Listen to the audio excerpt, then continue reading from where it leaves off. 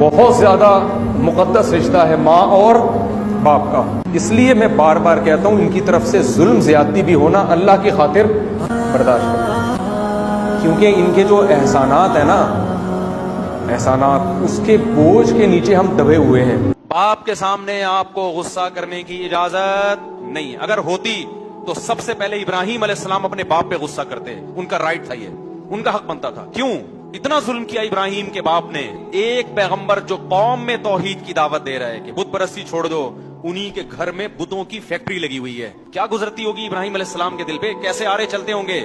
پوری قوم سے حضرت ابراہیم کے مناظرے ہو رہے ہیں. ایک حرف باپ کی شان میں نازیبا نکلا ہو قرآن میں دکھا دو مجھے کہیں.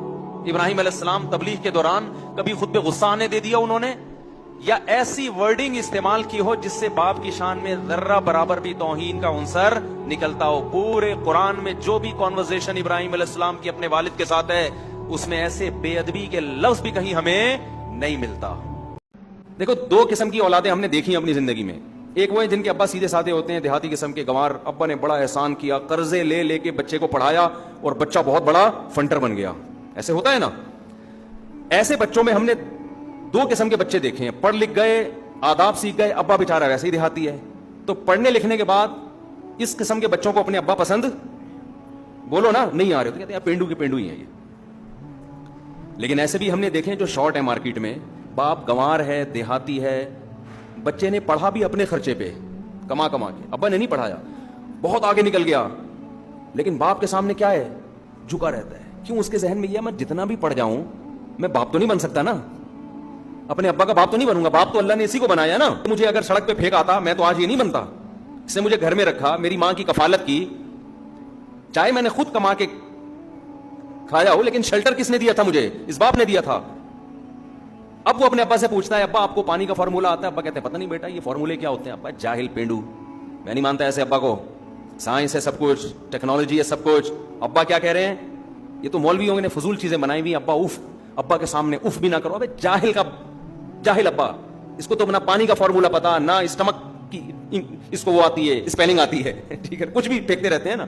اور جو مولوی مجھے ترغیب دے رہا ہے کہ اس باپ کے سامنے اف بھی نہیں کرنا، اس مولوی نے تو اسکول کی ایک جماعت بھی نہیں پڑھی، اس کو سائنس کا پتہ ہی نہیں ہے.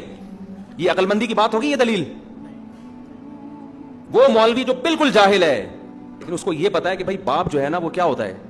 آپ کتنے بڑے سائنٹسٹ بن جائیں، باپ کا حق کم نہیں ہوتا، بلکہ پڑھنے لکھنے سے تو آپ کا شعور زیادہ ہوتا ہے. آپ کو تو اور احساس ہونا چاہیے. لیکن ہم نے دیکھا ہے پڑھ لکھ کے اپنے ماں باپ کو گنوار سمجھتے ہیں. ادب تمیز سے بات کرنا چھوڑ، تعارف نہیں کرواتے، لوگوں سے ملواتے نہیں ہیں کہ یار میں اپنے ابا کا انٹروڈکشن کرواؤں، ابا دھوتی بنیان میں بیٹھے ہوں گے میری بےزتی ہو جائے گی. نہیں کروا رہے ہوتے، یار ابا سے ملاؤ ہی نہیں. لیکن غیرت مند کیا کرتے ہیں بھائی، جو بھی ہیں فخر سے ملا رہے ہوتے ہیں، یہ میرے کیا ہیں؟ والد صاحب ہیں.